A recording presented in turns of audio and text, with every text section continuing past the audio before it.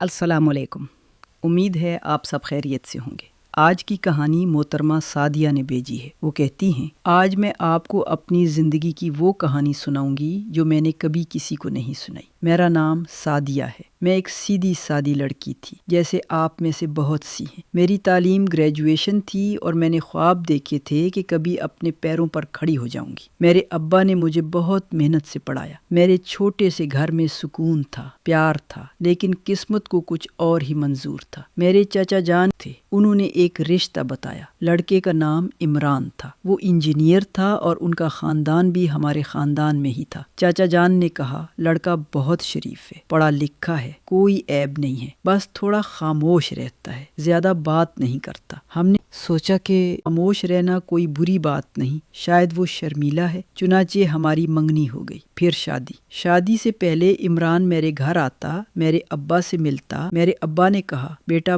بہت شریف ہے، تم خوش رہو گی۔ میں نے اپنے آپ سے کہا، شاید یہی میری قسمت ہے۔ شادی کے بعد شروع میں سب اچھا لگ رہا تھا۔ یہ وہ مرحلہ تھا جسے ماہرین نفسیات محبت کی بمباری کہتے ہیں، یعنی جب ایک نارسسسٹ شخص شروع میں بہت زیادہ پیار، توجہ اور تحفظ سے آپ کو اپنا گرویدہ بنا لیتا ہے۔ عمران میرے لیے پھول لاتا، مجھے میری جان کہتا، میرے گھر والوں کے سامنے میری تعریف کرتا، لیکن یہ جنت زیادہ دن نہ رہی۔ شادی کے ٹھیک 2 مہینے بعد میری ساس کا رویہ بدلنا شروع ہوا۔ یہ تبدیلی اچانک نہیں آئی، بلکہ آہستہ آہستہ دن با دن ان کے طعنے بڑھنے لگے۔ وہ کہتی، بیٹا تمہیں چائے بنانی نہیں آتی؟ پھر کہتی، یہ کپڑے تم پر اچھے نہیں لگتے، ہمارے خاندان کی بہو ایسے نہیں پہنتی، اور تمہارے گھر والوں نے تمہیں کچھ سکھایا نہیں؟ میں چپ رہتی، شاید میں نئی ہوں، شاید مجھے سیکھنے کی ضرورت ہے۔ لیکن ساس صرف اتنا ہی نہیں کرتی تھی۔ جب بھی عمران آفس جاتا، وہ میرے کمرے میں آ کر بیٹھ جاتی، پورا دن وہیں بیٹھی رہتی، مجھے کچھ کرنے نہ دیتی، اور شام کو عمران سے کہتی، آج اس نے کوئی کام نہیں کیا، کھانا بھی نہیں بنایا، سارا دن میرے پاس بیٹھی رہی۔ میں نے سوچا، شاید واقعی میں کمزور ہوں، شاید میں اچھی بہو نہیں ہوں۔ یہ وہی ذہنی الجھاؤ ہے جسے انگریزی میں گیس لائٹنگ کہتے ہیں، جب ایک شخص آپ کو یقین دلاتا ہے کہ آپ نے جو دیکھا یا محسوس کیا وہ سچ نہیں تھا۔ ساس عمران کے کان بھرتی رہتی۔ وہ کہتی، تم نے اس سے شادی کر کے غلطی کی، یہ تمہارے لائق نہیں ہے، ہمارے سٹیٹس کے مطابق نہیں ہے یہ۔ اور عمران ان باتوں پر یقین کرنے لگا۔ عمران نے مجھ سے کہنا شروع کر دیا، تمہیں کچھ نہیں آتا، تمہارے گھر والوں نے تمہیں اچھی تربیت نہیں دی، تم ہمارے سٹیٹس کے مطابق نہیں ہو۔ حالانکہ شادی انہوں نے خود کی تھی، ہماری طرف سے کوئی زبردستی نہیں تھی، لیکن ایک نارسسسٹ کبھی بھی اپنی غلطی قبول نہیں کرتا۔ میری گریجویشن 1 سال رہ گئی تھی۔ عمران اور ساس نے مجھے کہنا شروع کر دیا، تمہاری تعلیم کم ہے، تم ہمارے حساب سے پڑھی لکھی نہیں ہو۔ میں نے چپ چاپ اپنی گریجویشن جلدی سے مکمل کی، راتوں کو جاگ کر پڑھا تاکہ وہ خوش ہو جائیں، لیکن ایسا نہیں ہوا۔ نارسسسٹ کبھی خوش نہیں ہوتا، اس کی خوشی دوسروں کو نیچا دکھانے میں ہے۔ میں نے گریجویشن مکمل کی تو عمران نے ایک نیا اعتراض نکالا، لیکن ابھی تمہیں نوکری کرنے کی کیا ضرورت ہے؟ تم گھر سنبھالو، بچے پیدا کرو، یہی تمہارا فرض ہے۔ میں نے ہر چیز پر کمپرومائز کرنا شروع کر دیا۔ میں صبح 5 بجے اٹھنے لگی، سارے گھر کے کام کرنے لگی، ساس کی ہر بات ماننے لگی، اپنی چھوٹی سے چھوٹی خواہش کو دبانے لگی۔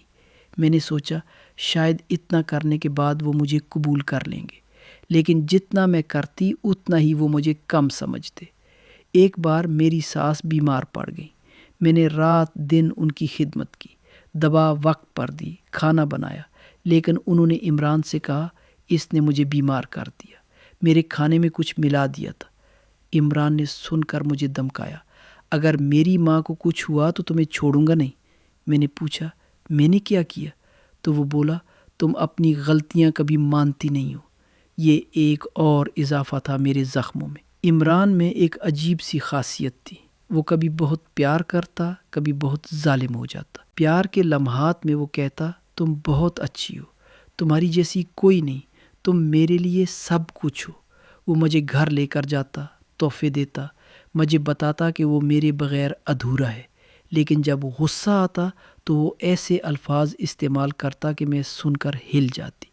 تمہارے ماں باپ بھی ایسے ہی ہیں، صفائی رکھنی نہیں آتی انہیں۔ تم لوگ بہت گندے ہو، ہمارے مطابق نہیں ہو، تم سے کچھ نہیں ہوتا، تم بچوں کو بھی گندا رکھتی ہو، تم موٹی ہو گئی ہو، تم نے کھانا ایسا بنایا ہے جیسے کتوں کو کھلانا ہے، تمہارے گھر کا کھانا اسی طرح ہوتا ہے۔ اور جب میں روتی تو وہ کہتا تم بہت کمزور ہو، تم سے کوئی بات نہیں کر سکتا۔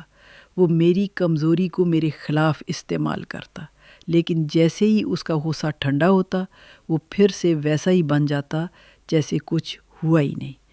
یہ سلسلہ چلتا رہتا اور یہ اس کی روزانہ کا معمول بن چکی تھی۔ نارسسسٹ کبھی معافی نہیں مانگتا، وہ اپنی حرکتوں کو معمولی بنا کر پیش کرتا ہے اور الٹا آپ کو قصوروار ٹھہراتا ہے۔ میرے 2 بچے ہوئے، ایک بیٹی زینب اور ایک بیٹا فیضان۔ جب پہلی بچی ہوئی تو میں نے سوچا کاش میں الگ ہو جاتی، لیکن میں بچوں کی وجہ سے نہیں جا سکتی تھی۔ میں نے سوچا معاشرہ کیا کہے گا۔ دوسرا بچہ بھی ہو گیا، اب میں پھنس گئی۔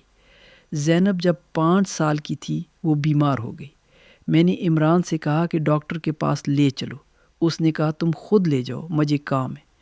میں نے زینب کو گود میں اٹھایا اور رکشہ کر کے ہسپتال گئی۔ ڈاکٹر نے کہا بچی کو نمونیا ہے، فوراً علاج نہ کیا تو بڑا مسئلہ ہو جائے گا۔ میں راتوں کو جاگ کر اس کے سرہانے بیٹھے ہی رہی، لیکن عمران نے کچھ خبر نہ لی۔ عمران نے اب اپنی توجہ بچوں پر بھی مرکوز کر دی۔ وہ بچوں کو سنہری بچہ اور قربانی کا بکرا میں تقسیم کر دیتا تھا۔ سنہری بچہ وہ ہوتا ہے جسے نارسسسٹ ہمیشہ سر آنکھوں پر بٹھاتا ہے، اس کی ہر حرکت کو سراہتا ہے، جبکہ قربانی کا بکرا وہ بچہ ہوتا ہے جسے ہر چیز کے لیے مورد الزام ٹھہرایا جاتا ہے، اس کی خوبیوں کو نظر انداز کیا جاتا ہے۔ میرے گھر میں فیضان کو سنہری بچہ بنایا گیا، اس کی ہر غلطی نظر انداز ہوتی، جبکہ زینب قربانی کا بکرا تھی، اسے ہر بات پر ڈانٹ پڑتی۔ عمران زینب سے کہتا تم اپنی امی پہ گئی ہو، تم سے کچھ نہیں ہوگا، تم محنت نہیں کرتی۔ ایک بار فیضان نے کھیل میں اپنا ہاتھ توڑ لیا۔ میں گھبرا کر عمران کے پاس گئی تو اس نے کہا ابھی رات ہو گئی ہے، صبح لے جائیں گے۔ میں نے اپنے پاس سے پیسے لیے اور راتوں رات ہسپتال لے گئی۔ ڈاکٹر نے کہا 1 گھنٹہ دیر ہو جاتی تو ہاتھ خراب ہو جاتا۔ اس رات میں نے پھر فیصلہ کیا کہ میں اس شخص سے الگ ہو جاؤں گی، لیکن صبح عمران نے بچوں کے سامنے مجھے گالیاں دیں اور کہا تم نے اسے کھیلنے کیوں بھیجا؟ وہ بچوں کے سامنے بھی میری بے عزتی کرتا تھا، اور پھر وہ اپنے بہن بھائیوں کو لے کر بیٹھ جاتا اور سب مل کر میرا مذاق اڑاتے، دیکھو اس نے کھانا کیسے بنایا ہے، اس سے بچے بھی سنبھالے نہیں جاتے، یہ موٹی ہو گئی ہے، پہلے جیسی نہیں رہی۔ میں وہاں بیٹھی سنتی رہتی اور دل میں خون کے آنسو روتی۔ نفسیات کے مطابق نارسسسٹ کے گھر میں بچے کبھی بھی اپنی اصلی صلاحیتوں کے لیے نہیں پہچانے جاتے، بلکہ انہیں صرف اس وقت قبول کیا جاتا ہے جب وہ نارسسسٹ کے مطابق ہوں۔ میرے بچے تو کبھی اس کی نظروں میں ٹھہر ہی نہ سکے۔ ایک اور واقعہ، عمران کی ایک عادت تھی کہ وہ میرے دوستوں کے سامنے مجھے شرمندہ کرتا۔ ایک بار میری سہیلی سعیدہ گھر آئی تو عمران نے اس سے کہا آپ دیکھو یہ کھانا کیسا بنایا ہے، پتہ نہیں یہ کیا کرتی ہے سارا دن۔ سعیدہ شرمندہ ہو گئی اور جلدی سے چلی گئی۔ اس نے بعد میں مجھے فون کر کے کہا تم اتنا ظلم کیوں سہتی ہو؟ میں نے کہا بچے چھوٹے ہیں، کیا کروں۔ ایک بار ہماری فیملی کی شادی تھی، عمران نے مجھے نہیں جانے دیا۔ اس نے کہا تم وہاں جا کر شرمندہ کرو گی۔ میرے ابا نے فون کر کے پوچھا بیٹی تم کیوں نہیں آئی؟ میں نے جھوٹ بولا، بچوں کو بخار ہے ابا۔ میرے ابا کی آنکھوں میں آنسو تھے۔ عمران نے اپنے موبائل پر پاسورڈ لگا رکھا تھا۔ وہ رات کو دیر تک فون میں گندی چیزیں دیکھتا تھا۔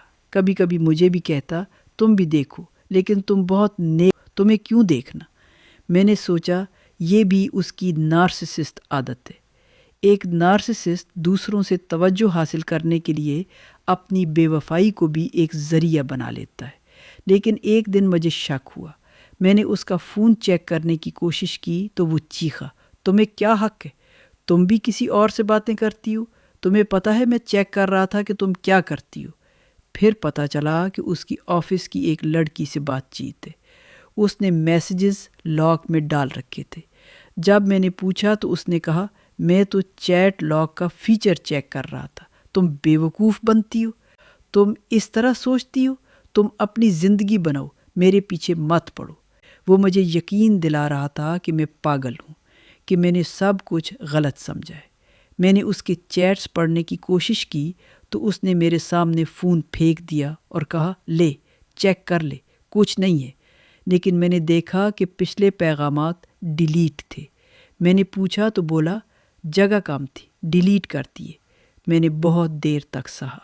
میں نے بہت دفعہ اسے سمجھانے کی کوشش کی، لیکن وہ ہر بار اپنے آپ کو بچا لیتا۔ ایک دن میں نے اسے کہا عمران، تم نے مجھے بہت دکھ دیا، تم میرے ساتھ اس طرح سلوک کرتے ہو، تم نے میری عزت نفس کو تباہ کر دیا ہے۔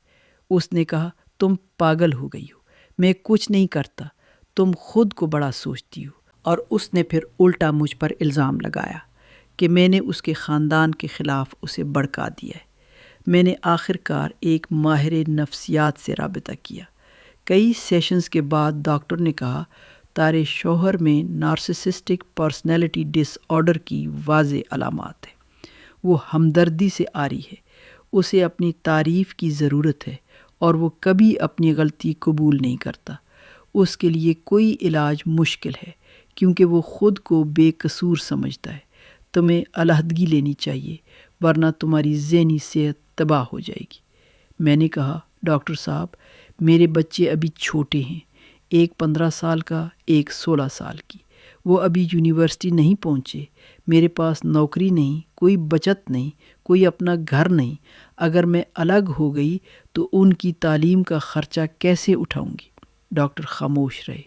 وہ جانتے تھے کہ میں ایک کلاسک پاکستانی مسئلے میں پھنسی ہوں، ایک تعلیم یافتہ مگر معاشی طور پر مجبور عورت جو بچوں کی خاطر خاموش ہے۔ آج میں 37 سال کی ہوں، میری بیٹی 16 سال کی ہے، بیٹا 15 سال کا۔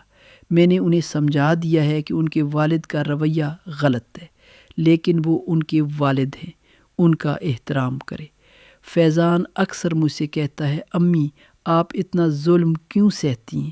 میں بڑا ہو جاؤں گا، آپ کو یہاں سے نکال کر لے جاؤں گا۔ زینب میرے پاس آ کر روتی ہے امی ابا نے آج مجھے کہا کہ میں کبھی کچھ نہیں کر سکتی، کیا واقعی میں بیکار ہوں؟ میں انہیں سینے سے لگا لیتی ہوں اور کہتی ہوں بیٹا تم بہت اچھے ہو، تمہیں کسی کی بات نہیں سنی، تم اپنی زندگی خود بنا سکتے ہو۔ لیکن اندر ہی اندر میں ٹوٹ رہی ہوتی ہوں۔ دوسری طرف میرے ابا کی طبیعت بہت خراب ہو گئی ہے۔ وہ مجھے فون کر کے کہتے ہیں بیٹی تمہارے گھر کا ماحول بہت برا ہے، لیکن ہم کیا کر سکتے ہیں، ہمارے پاس اتنے پیسے نہیں کہ تمہارا گھر الگ دلوا دے۔ میں نے اپنے آپ کو سنبھال رکھا ہے، میں نے گھر میں ہی سلائی کا کام شروع کر دیا ہے۔ میں راتوں کو جاگ کر کپڑے سیتی ہوں، تھوڑے سے پیسے بچاتی ہوں۔ میرے پاس ایک چھوٹی سی ڈائری ہے جس میں ہر وہ ظلم لکھتی ہوں جو عمران کرتا ہے، تاریخ کے ساتھ۔ میں جانتی ہوں کہ ایک دن یہ سب کچھ کام آئے گا۔ دوستو یہ میری کہانی ہے، میں نے بہت کچھ سہا ہے، لیکن میں آج بھی اس گھر میں ہوں، اسی ظلم میں۔ میں نے اپنی پوری زندگی ایک نارسسسٹ کے ساتھ گزاری ہے جس نے مجھے کبھی اپنی آنکھوں سے نہیں دیکھا۔ اس نے مجھے صرف ایک چیز کے طور پر استعمال کیا، اپنی انا کو تسکین دینے کے لیے، اپنے خاندان کے سامنے اپنی بڑائی کرنے کے لیے۔ جب میں نے اس کی توقعات پوری کرنا چھوڑ دی تو مجھے نیچا دکھانے کے لیے۔ میری آپ سے گزارش ہے کہ آپ کامنٹس میں اپنی رائے دیں۔ کیا مجھے ابھی علیحدگی لے لینی چاہیے بچوں کے مستقبل کو خطرے میں ڈالتے ہوئے؟ کیا بچوں کے لیے یہ ٹھیک ہے کہ میں خاموش رہوں اور یہ ظلم دیکھتی رہوں؟ میں کیا کروں؟ میرے پاس کوئی پیسے نہیں، کوئی گھر نہیں اور کوئی راستہ نظر نہیں آتا۔ اللہ کرے کسی اور عورت کو ایسی زندگی نہ جینی پڑے۔ نارسسسٹ شوہر کی پہچان یہ ہے کہ وہ شروع میں آپ کو جنت دکھاتا ہے، پھر آہستہ آہستہ آپ کو جہنم میں دھکیل دیتا ہے، اور جب آپ بچوں کی خاطر خاموش ہو جاتی ہیں تو وہ اپنی چال چلتا رہتا ہے۔ شکریہ اپنی کہانی بھیجنے کے لیے۔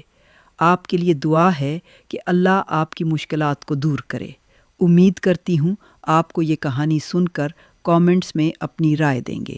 اگر آپ کو یہ کہانی پسند آئے تو لائک کریں، چینل کو سبسکرائب کریں اور اپنی رائے کامنٹس میں ضرور دیں۔ اللہ حافظ۔